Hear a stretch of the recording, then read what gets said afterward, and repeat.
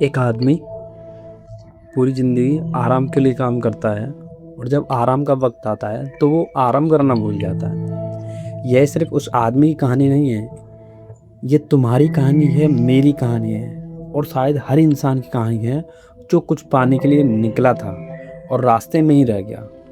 आज ओशो की ऐसी बात कहने वाले हैं जो सुनने में अजीब लगेगी, पर जब समझ में आएगी तो दिमाग पलट जाएगा। वो कहते हैं संसार भी छोड़ना है और धर्म भी छोड़ना है। पहले उस आदमी की बात, उसने सोचा धन कमाऊंगा फिर आराम से जीऊंगा, तो कमाने लगा 5 साल, 10 साल, 20 साल और इन 20 सालों में आराम छूट गया क्योंकि धन कमाने के लिए आराम छोड़ना पड़ा। अब धन आ गया पर आराम करने की आदत जा चुकी है। उसके चपरासी 9 बजे पहुंचते हैं, वो 8 बजे पहुंच जाता है। उसके क्लर्क 5 बजे जाते हैं, वो 7 बजे जाता है। अब कोई कहे घर बैठो तो वो कहता है घर कैसे बैठूं, सीढ़ी चढ़ने के लिए उठाई थी, उतरने के लिए नहीं। और अब वो सीढ़ियों पर नहीं, सीढ़ियां बनता जा रहा है। छत कभी नहीं आती ही नहीं है, छत कभी आती ही नहीं है। पर यही सिर्फ संसारी आदमी के साथ नहीं होता, पर यह एक संसारी आदमी के साथ नहीं होता। ओशो कहते हैं धर्म के आदमी के साथ भी यही होता है। एक आदमी त्याग करना शुरू करता है, मकान छोड़ा, दुकान छोड़ी, परिवार छोड़ा, धन छोड़ा, कपड़े छोड़े। 20 साल में छोड़ने की आदत इतनी मजबूत हो गई कि अब वो छोड़ना ही नहीं छोड़ पाता। वह कहता है खाना छोड़ो, पानी छोड़ो, नमक छोड़ो, नींद छोड़ो, आखिरी दम तक पहुंचता है शरीर छोड़ो, आत्महत्या करो। एक ने पकड़ने की सीढ़ी पकड़ी, एक ने छोड़ने की सीढ़ी पकड़ी, पर दोनों सीढ़ी पर ही हैं और छत कहीं भी नहीं आई। अब ओशो एक ऐसी बात कहते हैं जो पहली बार सुनने में बिल्कुल उल्टी लगती है। वो कहते हैं सत्य वहाँ है जहाँ सीढ़ियाँ समाप्त हो जाती हैं, न चढ़ना, न उतरना, न पकड़ना, न छोड़ना, बस समतल पर आ जाना। और यह तभी होगा जब देखने का तरीका बदले। एक बच्चे को देखा है, बच्चा कैसे देखता है? वो बस देखता है, कोई मतलब नहीं है, कोई प्रयोजन नहीं, कोई एजेंडा नहीं। फूल है देखता है, बादल है देखता है, पत्थर है देखता है। हम कैसे देखते हैं? हम हमेशा किसी मतलब से देखते हैं। अगर तुम्हारी जेब भरी है एक तरह देखते हो, जब जेब खाली है दूसरी तरह देखते हो। अगर सामने वाला सुंदर है एक तरह, सुंदर नहीं है दूसरी तरह। अगर कोई काम है एक तरह, कोई काम नहीं है, देखते ही नहीं। और जब देखने में मतलब घुस जाता है तो रस्सी में सांप दिखता है। चेखेव की एक कहानी है। दो पुलिस के सिपाही एक रास्ते से गुजर रहे थे। एक छोटी होटल के बाहर भीड़ थी। एक आदमी ने कुत्ते की टांग पकड़ ली, चिल्ला रहा था इसने मुझे काटा, मार डालो इसे। भीड़ भी यही कह रही थी, मार डालो। दोनों सिपाही आए। पहले सिपाही ने कहा हाँ यह कुत्ता खतरनाक है, हमें भी रात को सताता है, मार डालो इसे। तभी दूसरे सिपाही ने कहा रुको, यह बड़े साहब को कुत्ता लग रहा है। पहले सिपाही ने फौरन उस आदमी की गर्दन पकड़ ली जिसने कुत्ता पकड़ा था। बोला बदमाश, भीड़ इकट्ठी की है, थाने चलो। दूसरे आदमी ने कुत्ते को उठाया, कंधे पर लिया, पुचकारने लगा। भीड़ हैरान, अभी यही कह रहा था मार डालो, अब पुचकार रहा है। दूसरे सिपाही ने गौर से देखा, नहीं यह साहब का कुत्ता नहीं है।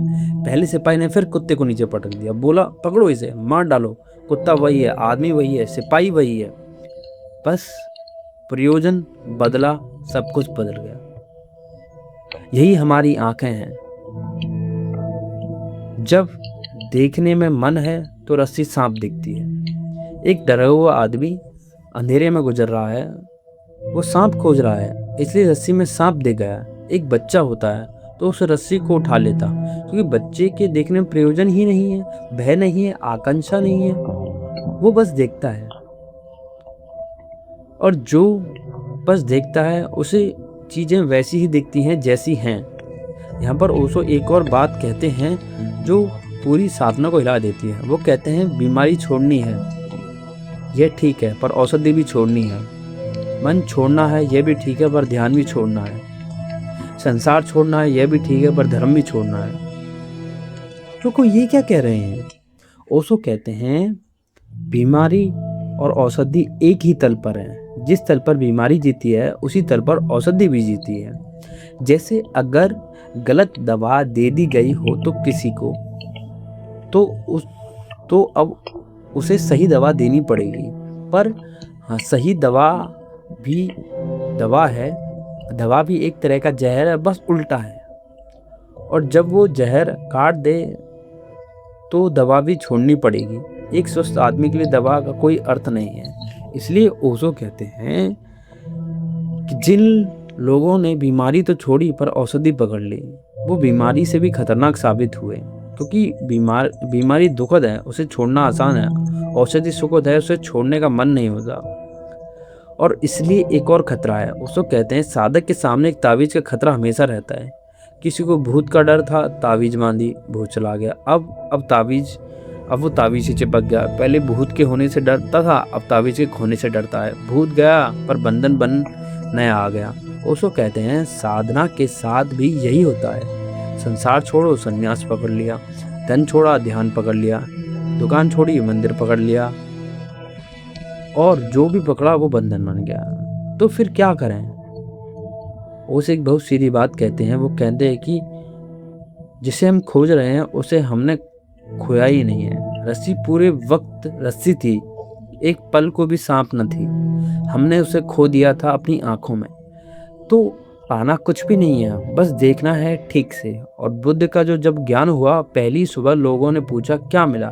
बुद्ध ने कहा कुछ नहीं मिला। लोग हैरान। बुद्ध बोले जो नहीं था वो खोया, जो था वो देखा, जो मिला हुआ था वो पाया। और यहाँ सबसे गहरी बात आती है। जीसस से किसी ने पूछा सत्य किसको मिलता है? जीसस ने कहा उनको जो बच्चे की भांति हैं। बच्चे की भांति मतलब जिसकी कोई शर्त नहीं, जो बिना मतलब के देख रहा है, जिसकी कोई आकांक्षा नहीं है, कोई भय नहीं है, बस देखना, प्रयोजन रहित देखना। और यही असली तपश्चर्या है। धूप में खड़े रहना नहीं है, उपवास करना नहीं है, बस यह देखना है कि मैं देखते वक्त क्या खोज रहा हूँ। अगर खोज रहा हूँ तो देखना विकृत है। अगर बस देख रहा हूँ तो वही परम स्थिति है, बस देखना ही। तो आज एक काम करते हैं, कोई एक चीज चुनो, एक फूल, एक पत्ता, एक गिलास पानी, और बस देखो, बिना सोचे, बिना किसी मतलब के, बच्चे की तरफ। अगर एक पल के लिए प्रयोजन रहित देखना हो जाए तो उस पल में तुम वहां होगे जहां साधना भी नहीं पहुंच पाती। क्योंकि सीढ़ी छत तक ले जाती है, पर छत पर सीढ़ी छोड़नी पड़ती है। तो हम ये काम करेंगे, जब भी हमारा किसी चीज़ को देखें बच्चे की भांति देखें। किसी चीज़ को पानी को उसके बच्चे की तरह, उसके पीछे कोई मन में ना हो कि जैसे कि हम बात करें, अगर कोई सुंदर व्यक्ति हमारे सामने है तो हम बस उसे देखें कि हाँ सुंदर है। ये मन में भी विचार ना है कि वो सुंदर है। मतलब हम किसी चीज़ को बस देखें, हमारे अंदर कोई विचार उत्पन्न ना हो उस चीज़ को लेकर सामने, जो हमारे उपस्थित है, जो हमारे सामने है। बस इतना प्रयोजन है। अगर ऐसी स्थिति आती है तो फिर वो बहुत ऊंची स्थिति मानी जाती है। हमेशा देखें बिना किसी विचार के, तो वो तुम्हारा देखना है तुमको एक आनंद प्राप्त करेगा, जिसे देखकर तुमको आनंद मिलेगा। और आनंद की खोज में तो हम हैं ही। सुख के लिए, आनंद के लिए तो हम जी रहे हैं, हर जगह यही कर रहे हैं। तो ठीक है, आज के लिए बस इतना ही ख़त्म करते हैं और मिलेंगे एक नई बातचीत के साथ, एक नए काम के साथ। Bye, good night.